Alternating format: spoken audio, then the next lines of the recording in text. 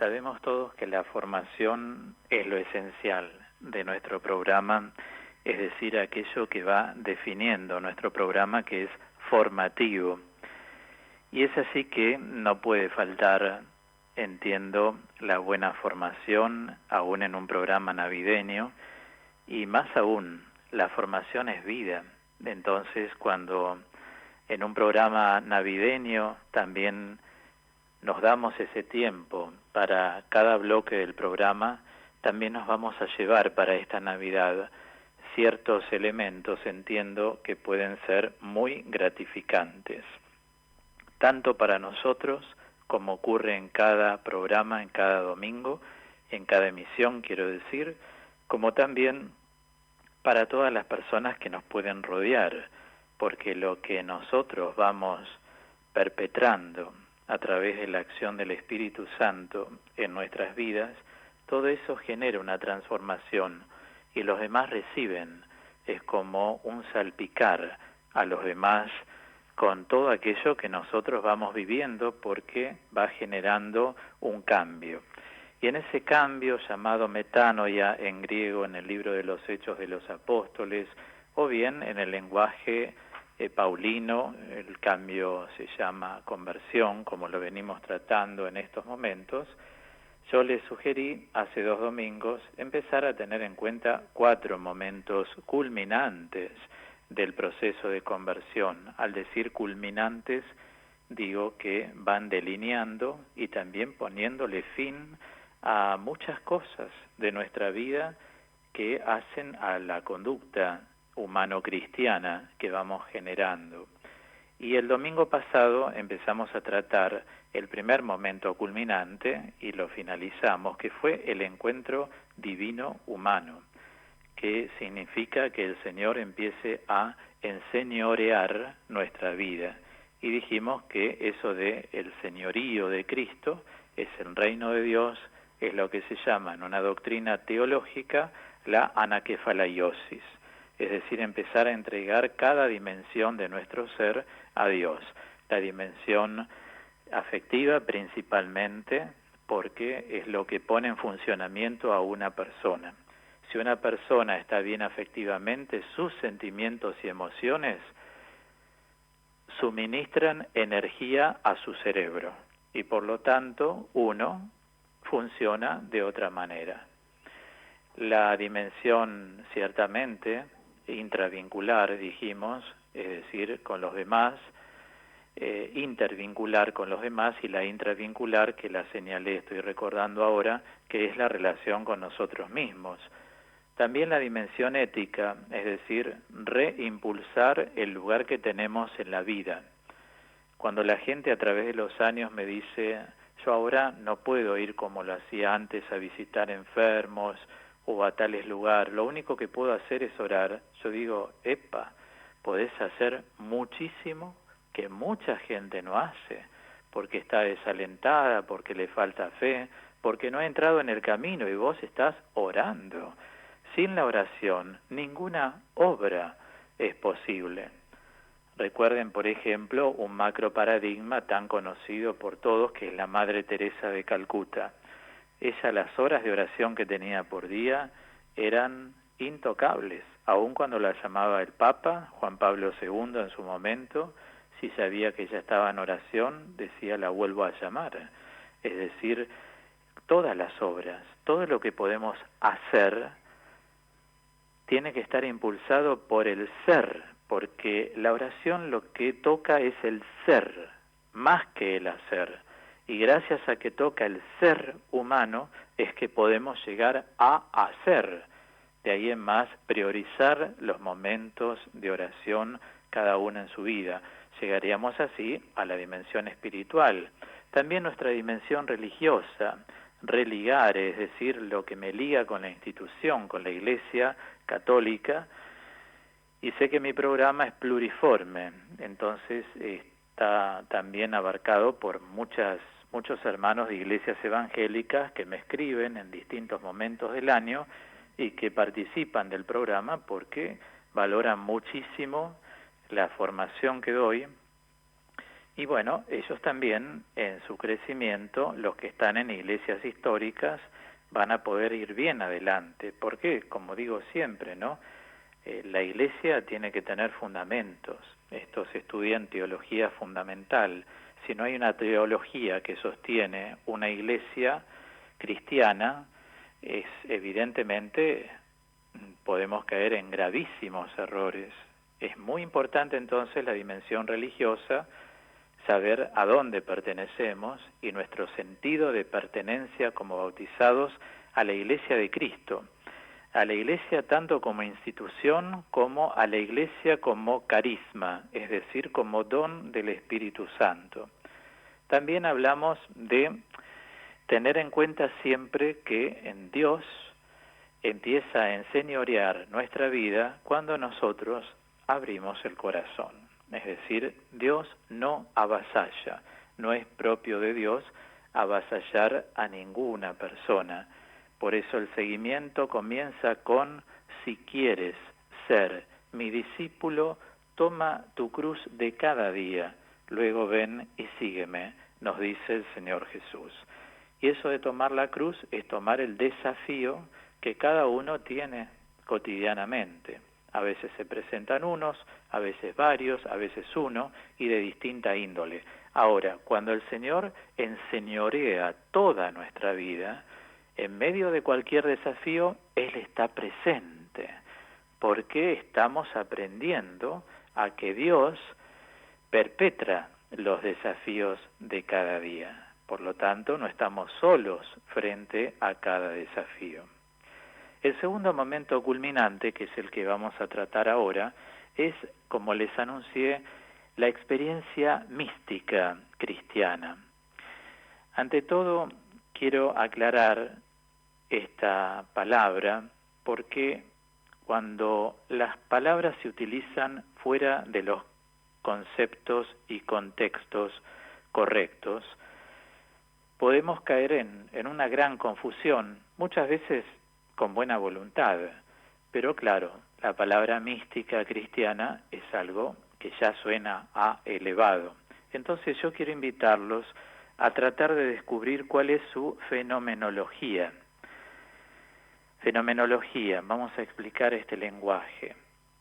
La palabra fenómeno quiere decir acontecimiento, filosóficamente. Ante todo, sepamos que la experiencia mística cristiana consiste en señalar los elementos que califican a un fenómeno, o sea, los elementos que permiten catalogar el fenómeno. Y en la vida espiritual se dan varios fenómenos. En nuestro caso se trata de indicar los elementos o los aspectos que califican como cristiana a una experiencia religiosa, espiritual, que se realice en un ambiente cristiano o por cristianos. Así fue siempre en las comunidades de San Pablo, ¿no? Y todas las comunidades dirigidas, pastoreadas por los apóstoles. Entonces, nuestra reflexión se coloca no en el puro nivel histórico-sociológico, sino que nuestra reflexión se ubica en lo que se llama la axiología.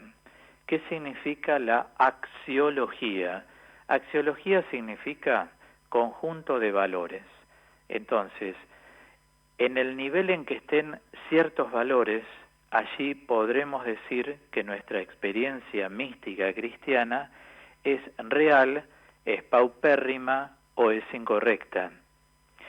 Es decir, recuerdan muchos de ustedes que en alguna oportunidad les hablé que hay dos planos que muchas veces se rozan éticamente en la vida de las personas.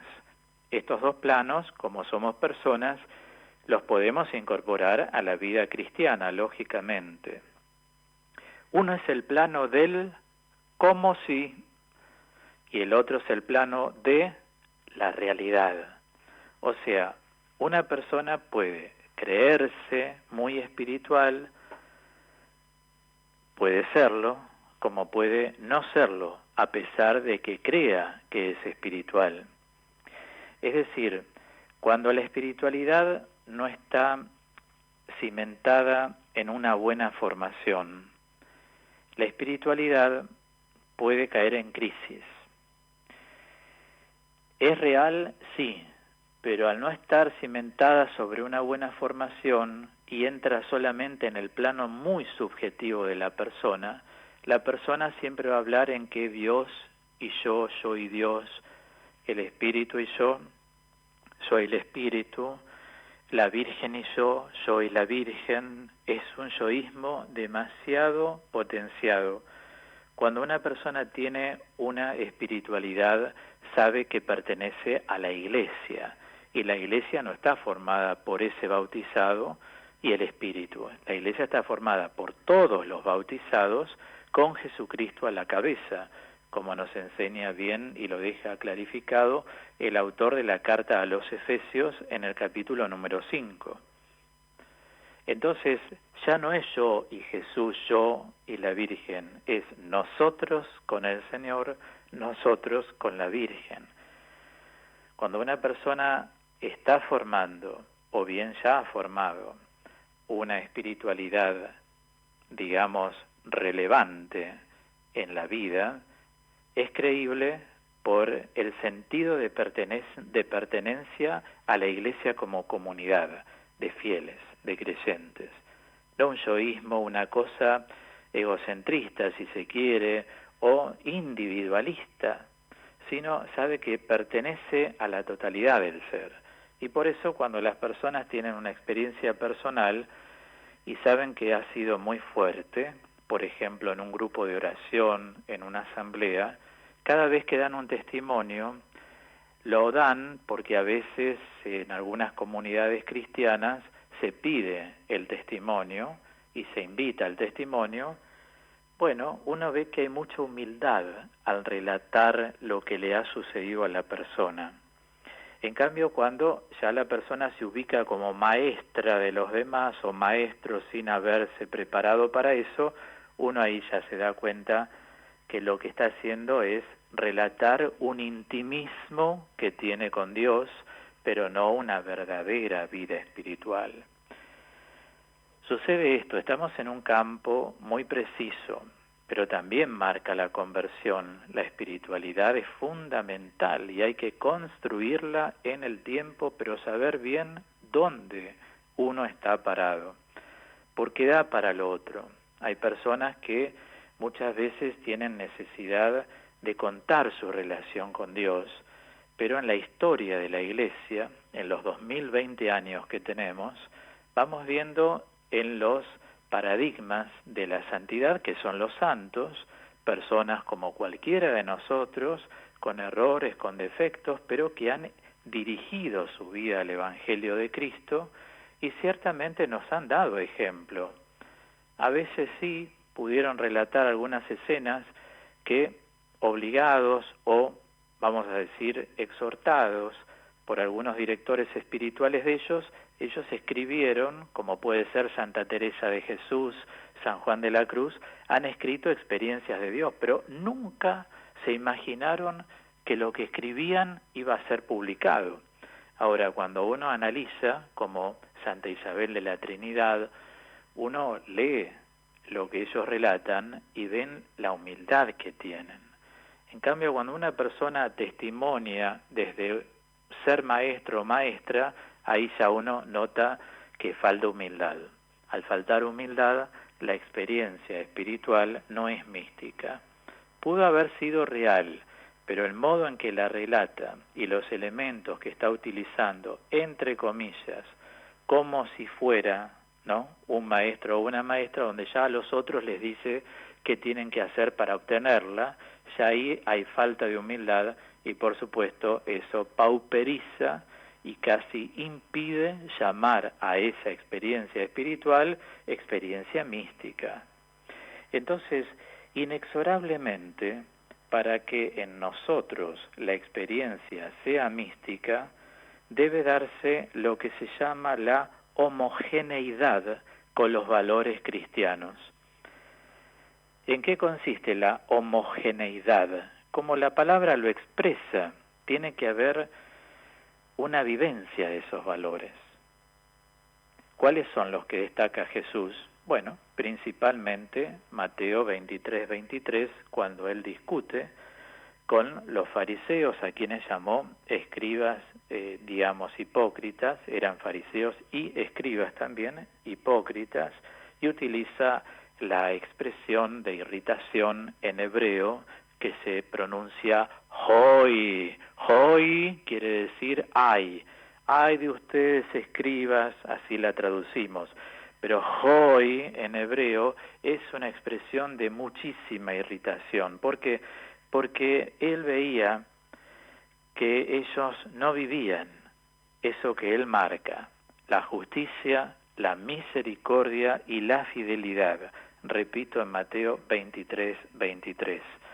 Entonces, una persona que verdaderamente está haciendo ya una experiencia mística, no porque la autocatalogue, porque eso no se llama, pero hay que ponerle nombres a las diferentes experiencias espirituales, y para que llegue a ser mística, la persona tiene que tener homogeneidad con la justicia, la misericordia y la fidelidad.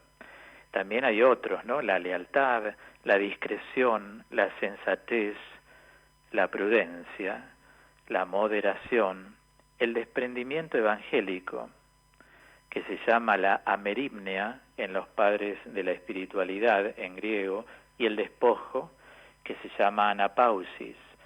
O sea, Dios puede dar a una persona muchas cosas, y la persona es meramente una administradora o administrador de lo que Dios le da. Por eso nunca hay que echar por la borda aquello que Jesús nos entrega. Puede ser espiritual, puede ser material, pero el yo no merezco, no. Siempre tratemos de tener en cuenta que cuando Dios nos manda algo es para que nosotros podamos responderle con generosidad de espíritu. Esa falsa modestia ante Dios no va. Es decir, decirle no al Señor es una falta grave. Entonces, digo, una persona puede tener cosas, pero en su vivencia interior sabe que esas cosas las tiene porque Dios se las da y las administra. Es la parábola del buen administrador. Ahora, si no hay homogeneidad con estos valores cristianos, principalmente justicia, misericordia y fidelidad, junto con los que he mencionado, es muy, muy difícil que la experiencia cristiana sea una experiencia mística. Y debe estar siempre en consonancia esa experiencia con la palabra y con el misterio de Dios, ya que estamos inmersos en Él. Puede haber delirio, si es patología espiritual, lógico, puede haber delirio.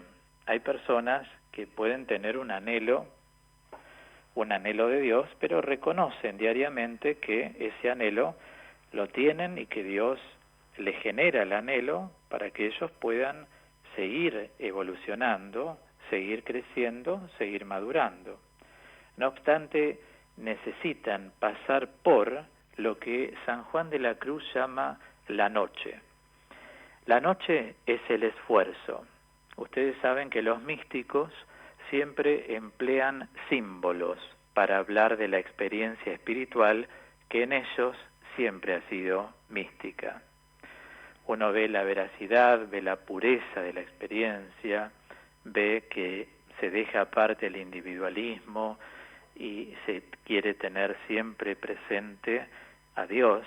Estamos hablando de una experiencia, no estamos hablando de dar clases de Biblia, de dar clases de otra cosa, sino algo que pasa dentro del alma de cada uno de nosotros. Desde acá les digo, siempre que hablen de una experiencia espiritual, tienen que saber con quién la dialogan, tienen que buscar una persona que esté dedicada a la espiritualidad para poder hablar de cosas espirituales. De lo contrario, no se puede llevar a cabo. ¿Me comprenden? Bueno, a su vez, Oigo como una descarga, puede ser, en el sonido.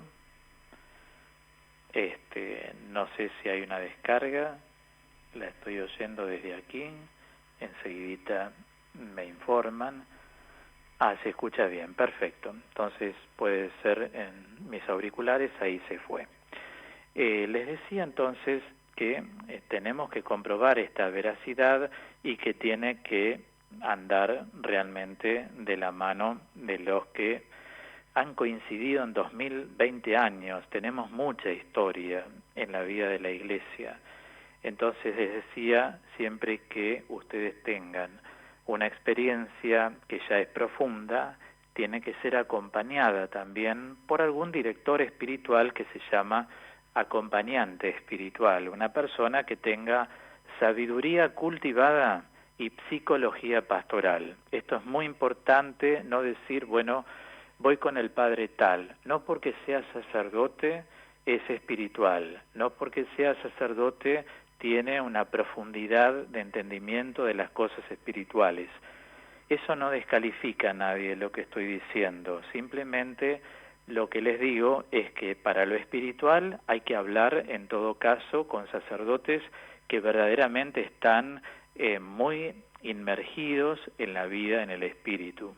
Así como cuando una persona habla de un problema de su matrimonio, tiene que hablar con sacerdotes que están acostumbrados a la pastoral matrimonial, porque ellos están acostumbrados y fogueados en esos temas, y así en cada tema, ¿no? Pero una experiencia espiritual, tema en el que hoy estamos situados, es muy importante. Tenemos dos opciones, termino esta frase, es muy importante verificar la genuidad de la experiencia espiritual, para nunca caer en ningún abuso.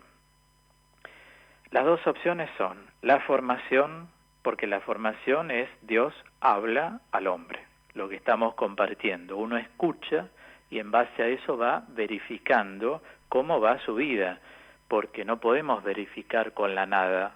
En cambio, con la formación es con lo sólido, con lo que está verdaderamente homologado por el magisterio de la Iglesia.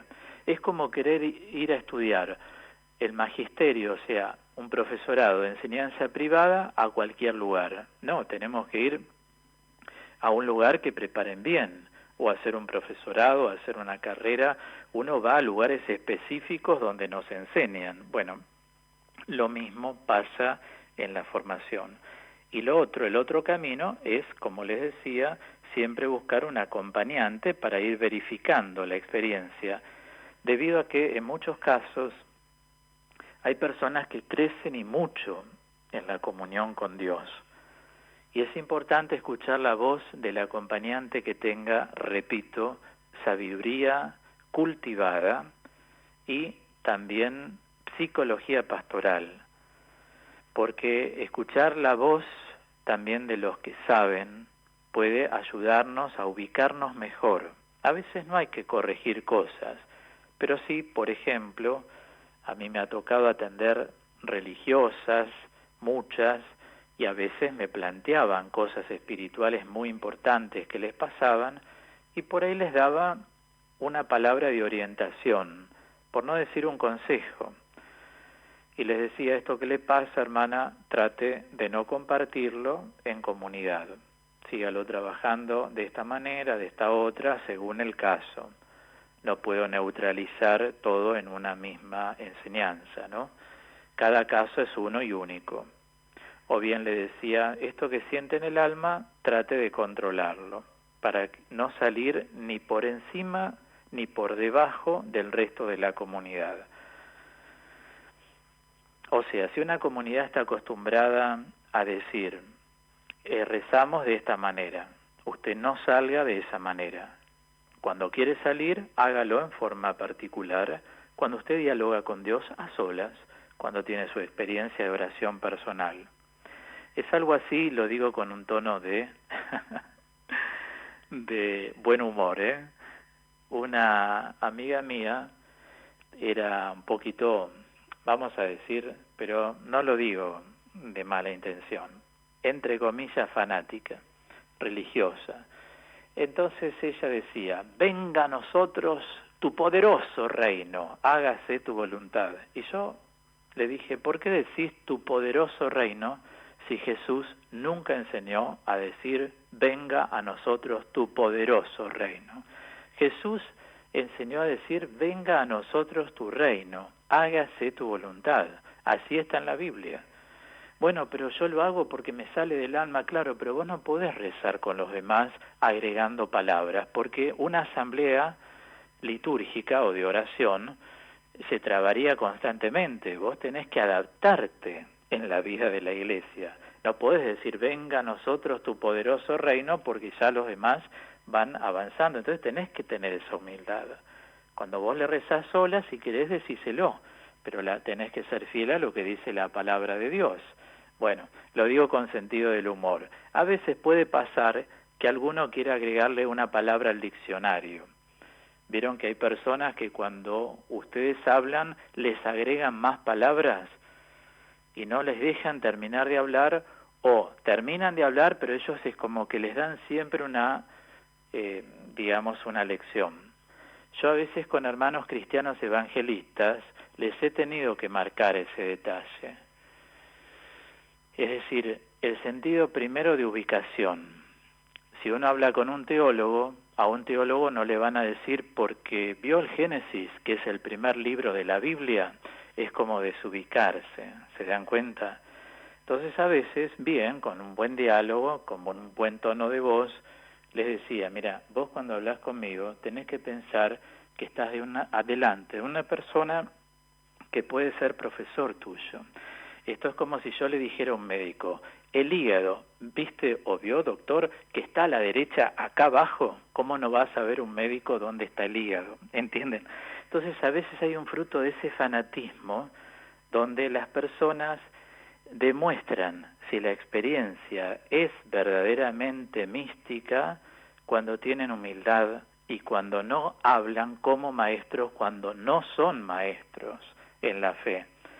No entremos en la palabra cafeguetés, entre ustedes hay un solo maestro, eso es simplemente una traducción adaptativa, porque el término es, hay un solo cafeguetés, dice la Biblia en griego, que quiere decir un solo guía de conciencia, porque en la antigüedad, en filosofía, en Grecia, había cafeguetés, Aristóteles es un cafeguetés, Sócrates es un cafeguetés, Platón es un cafeguetés. Entonces, en la Biblia se utiliza ese término como diciendo que hay uno solo que es Jesucristo para todos, ¿no?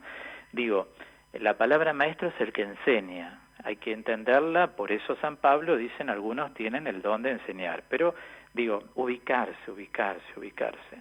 Cuando las personas dan un testimonio y se quieren destacar como diciendo igual a, yo soy un ungido, yo soy una ungida, el Espíritu me tocó a mí y entonces yo les digo que ustedes tienen que hacer así y así.